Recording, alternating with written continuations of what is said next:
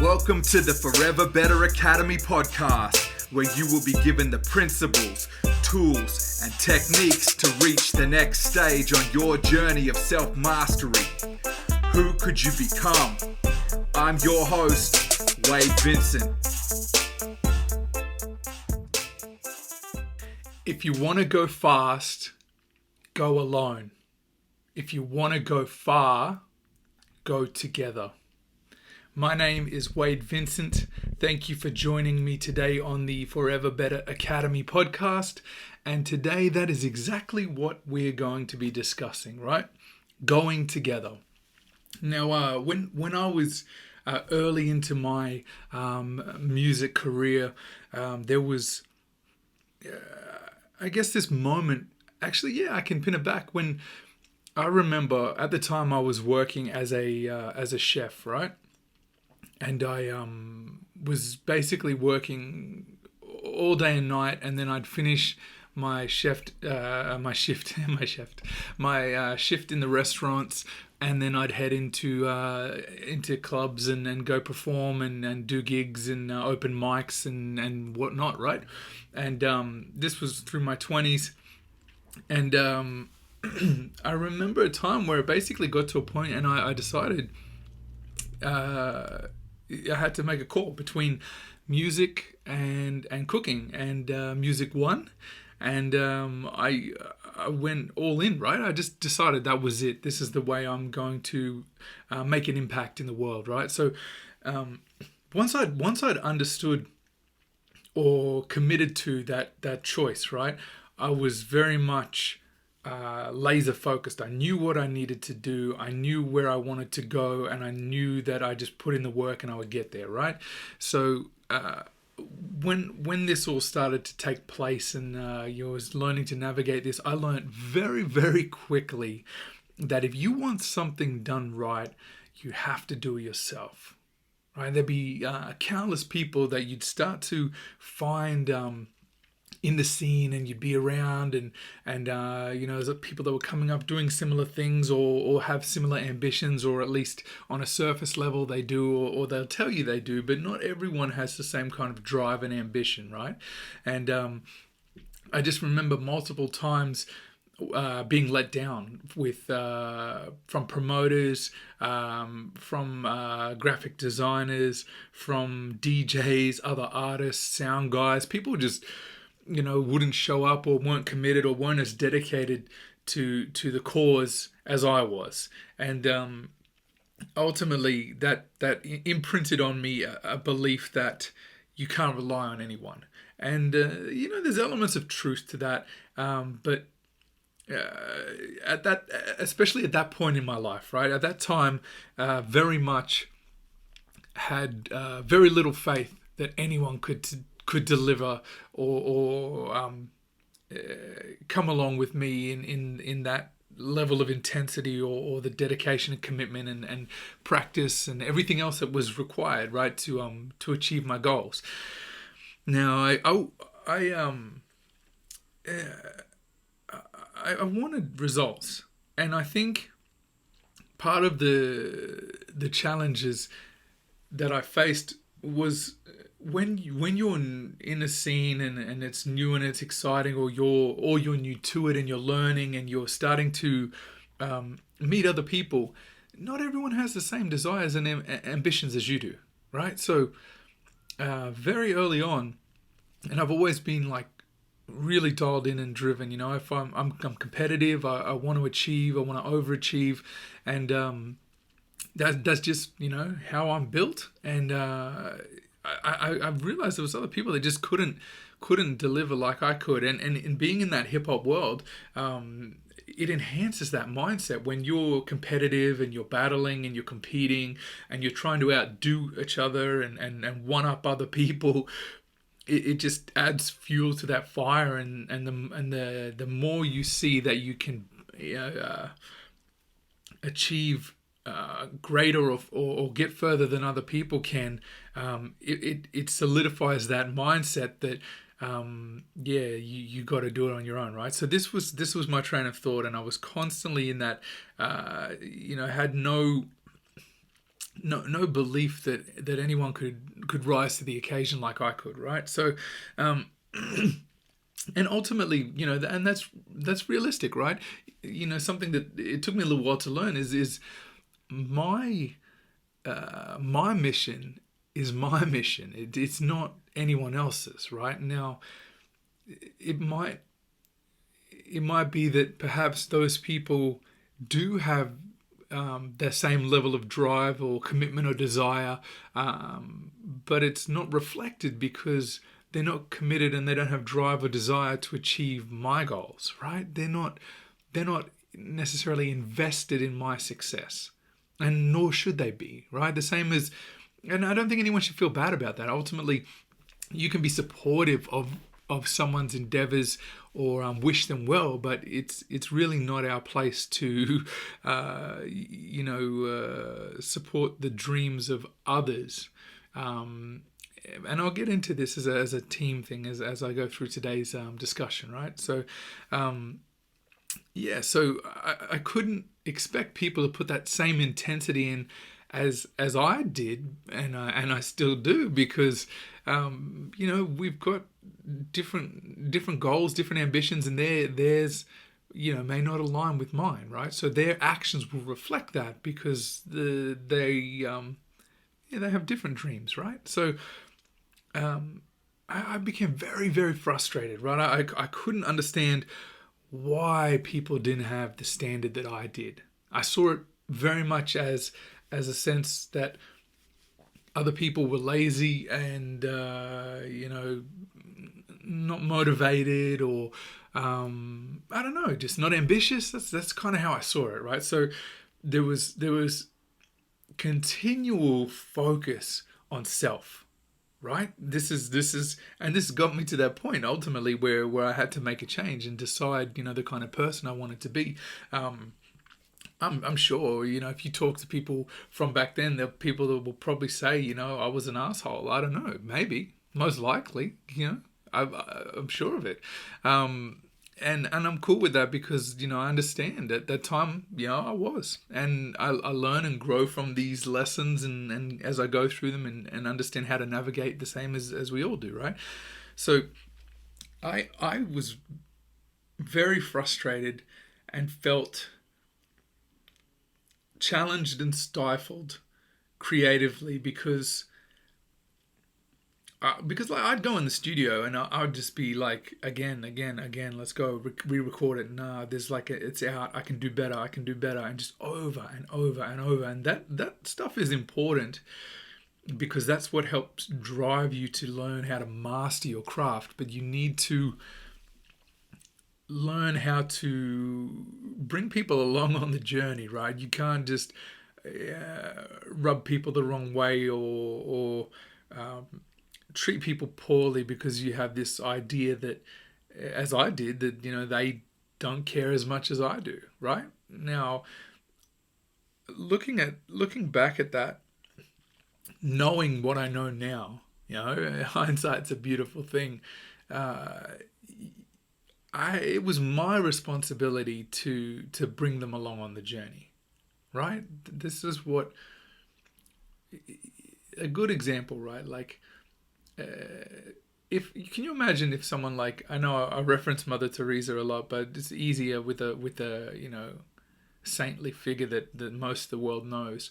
Could you imagine if Mother Teresa couldn't negotiate or persuade people or get people to invest in or buy into the mission, the cause, right? She wouldn't have done as well as she did for all the millions of people that she helped, right? Part of the process that took me longer to learn is needing to bring people along with you, right? The people aren't the obstacle, right? We all need to work together. You can't need people to help you and then be disheartened or I think it's the word disenfranchised that they won't help you because you're rude or abrupt or you're not able to get them to see what you see, right? It's your vision. If you can't convince others of it, it's not going to mean anything to anyone, right?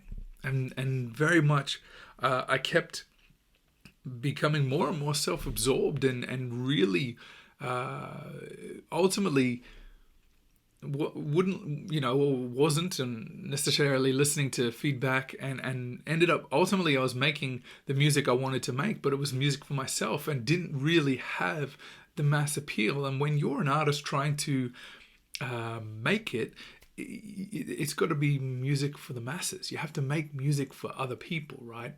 Because that's, they're the audience, they're the people that support you, that prop you up, that buy your stuff, right? This is how you continue with a career in music. If you're looking to live off it, not just make music for art for art's sake, right?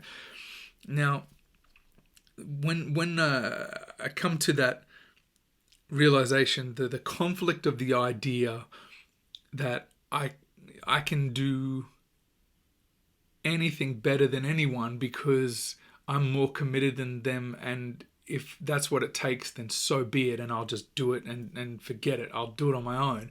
That was the mindset, right? And you can't be an expert in everything, right? You can't do it all alone. There's only one of you, right? So it served me well in learning my craft and really I'm thankful for the lessons and the experiences of how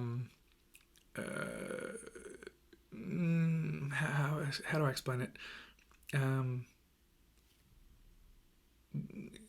Going through all the elements that's required to release an album, right? So it was harder to do because I'm trying to do things on my own, and I did. Don't get me wrong, I did have help along the way in certain aspects, and there were people that were invested in my success and our label success as a whole. Absolutely, shout out to DJ Butcher and others like my man Tom Thumb, and there's like a benefit that comes from doing all that work yourself, but it's also restricting. Right, it's good at the beginning, and I think there's like this fine line you have to dance on, right, where you do everything you can, like anything, right? If you're starting a small business, right, you're typically the sales guy, the general manager, the accountant. You handling, as I said, all that finances.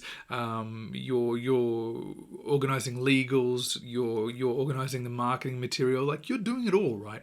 And the value comes from understanding the overall scope of what's involved in an endeavor such as starting a business or becoming a successful artist or building a new product. But understanding it is important only so far as knowing how to identify the right people that can fill those roles and fill those gaps and do those tasks, where you have someone who's fantastic at marketing and that's their focus, and you have someone who's amazing at promoting gigs and that's their focus, and you have a graphic designer whose artwork is eye-catching and visually incredible, and that's their focus. You all have your strengths, and that's how you have to build the team, right? Now I was down to like I've done my own flyer designs, I've done album layouts, concept artwork, mixed music, recorded music, made beats, edited videos, performed on stage, obviously, organized tours and bookings for venues and hotels, like you name it. Like I'm thankful for that experience, but that stubbornness tipped me over the edge too far in that I was trying to be the expert in every aspect of the entire process, right? I wanted complete control because I was afraid, because of the times that I'd been burnt, having faith in others or believing in others that they would deliver for me or I could rely on them, and when it didn't happen, I was like, well, that's it, I've learned my lesson, never again, right? And ultimately what really hit me is when I came to that conclusion and understood and truly got it, I was around I was around the wrong people. That's better. I'll try and say it correctly, guys. Apologies, I'm a bit tongue-tied, right? So I was around the wrong people, right? Of course those people weren't delivering. It's like you can have all the dreams and ambition and hope in the world, and like if you've ever gone online to try and find services, or if you're old school and you've ever looked through a phone book, there's countless choice, right? Let's say something as an example, you're looking for a plumber, right? You'll find a plumber straight away. Very easy to find a plumber. Doesn't mean they're a good one. Doesn't mean that they'll do a good job or they know their craft as well as another does, right? And that's part of it. You have to go and sift through and understand first, who do you need in the team? How do you create that team to go together? And who are the right people for the team? When you understand all the positions and components that are needed to make up that team, then you've got to find the right people that fit, right? It's like if you've ever read Good to Great from Jim Collins, fantastic analogy as he talks about it's not just having the right people on the bus, it's also about getting them in the right seats on the bus, right? Really cool, right? Like interesting way to think of it. So thankfully I had a solid team, right? Like we were really all well organized, all had different individual strengths, and naturally, like we were all artists, but we all chipped in and did different elements and different aspects to work as a crew, and deliver as a team, right? That was it. It was Born Fresh Records. It's what who we were, and I'm super thankful because all those guys, when I found the right team, they had the same ambition as I did. They were super talented, super musical, great people, just good to be around, a lot of fun, a lot of energy, and wonderful memories because of it, and we got further than we probably would have, and I know for certain than I would have if I was trying to continue to do it on my own, right? And there's such a challenge in assembling that team because ultimately it's hard to know if someone's good at what they do until you work with them, right? That's part of that, again, that hindsight. And looking back, that all those experiences taught me how to identify the qualities and skills and capabilities that need to be apparent in the people that I'm trying to work with, right? If I know someone continually fails to deliver a project on time or on budget and meet deadlines or be reliable, well, they're not the person, right? I had it all backwards. I'm too busy thinking that the experience that I've gone through with in the earlier stages with certain people, that they were a reflection of all people's capability, and it's not the case, right? You absolutely have to find the right team, right? Like as I say, like you want to go fast, and this was like I lived this. I absolutely went fast because when I was alone, no one was holding me back. I could do everything however I wanted, as quick as I wanted, and in the way that I wanted. But how I couldn't go any further than that. I could go quickly to the roadblock. I could get there so fast, and bam, I was at that peak. That's as far as I could get on my own, right? Now, why go fast to not make it, right? Why go fast to the dead end? Now, you want to go far, you have to go together, and everyone, when as I say, you have to learn these skills, right? Like when I went to try and find the right people to work with and source this team, I also was determined to enhance my sales skills and negotiating skills, because you have to get people to buy in, right? If you can't convince them and sell them on the dream or the vision or the idea, you are going nowhere, right? It's super critical. You have to be, exceptional at selling and negotiating in life in general, right? One of the greatest lessons, right? And this is from that I ever got, I think, from Grant Cardone. And I know he's a very polarizing figure, and that's why he's good at what he does, right? He knows how to play the game, and whether you love him or hate him, if the advice is sound, the advice is sound, right? And the key lesson that I always take away from the books that I've read from Grant and all the content I've seen is sell or be sold. Every time you're in an interaction with another person, you're either selling them on your idea or they're selling you on theirs, right? It's like the same. You ever got kids and they ask you, can we have some dessert after dinner? It's, one of you is going to win that, right? Like one of you is going to win that negotiation. It's life, right? Sell or be sold. So I applied that, and I took it on, and it really empowers you and changes the way you see things, right? So when you are able to sell people on the idea, and just on a side note, sell is not a negative, right? It often gets misconstrued, or people have this false image around selling like you're conning someone. Maybe in the 1980s, like old school sales where it was deceitful and using pressure tactics and persuasion, or like using people's psyche and cognitive bias triggers to take advantage of people. But they're like, not everyone's like that, right? Like ultimately, I'm talking about selling someone on a belief, right? Like you think about anyone who's achieved any level of greatness has sold people on the belief that they can do it on top of their own abilities to deliver. Like they had to sell themselves on the belief that they could do it as well, right?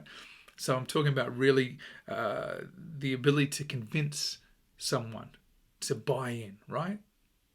You with me? So when you get this team, right, when you're aligned and everyone's in the same boat and you have the same vision and you have the same goals and objectives and outcomes, the whole team, beyond going further together, the whole team wins together, right? Because you create a bond when you guys go through something together. When people go through hardships together, it's this commonality that they share that no one else outside of that circle knows of or is a part of, and it's something special that brings you together that only you guys have, that you can cherish because you went through it together, right? It might have been hard, but you're not facing it on your own. You're not internalizing it. You can laugh and look back on it and talk about the hard times and how you guys rose through it and achieved together because, you had each other's back and that strength of a team, right? And ultimately, when you reach those rewards too, they're more satisfying when they're shared, right? I can think of the best gigs that we ever did were like, and supporting international rap stars and artists were more fun and more exciting when the crew and the label did it together. Like I have more fond memories of those massive nights with like a posse of guys, like 20 dudes on stage just running amok, compared to like killer shows that I've done on my own that I crushed it and my performance was great. It's more joy when you do it together, right? You want to go fast, go alone. You want to go far, go together, right? Absolutely. Find those right people, and convince them, build the dream together. You find the people that have the same ambition and desires and goals that you all share, and each of you brings something different to the table, all those different strengths combined, right? And ultimately the sum of the parts is greater than the total, right? And it's like this exponential effect on ability and capability to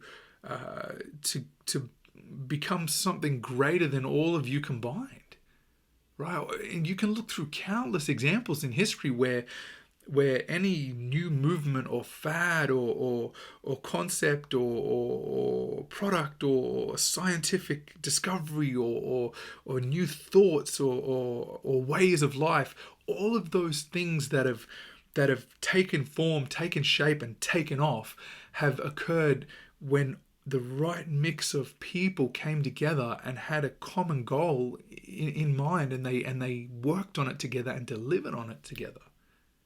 That's how we work. We're a social creature. That's why we have to do this and operate as a team, right?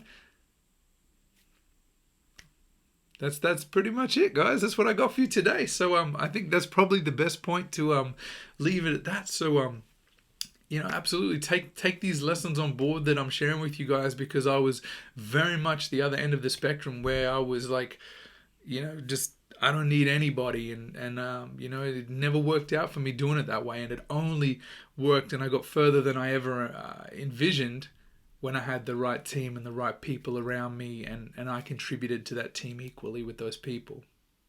All right, guys, thank you so much.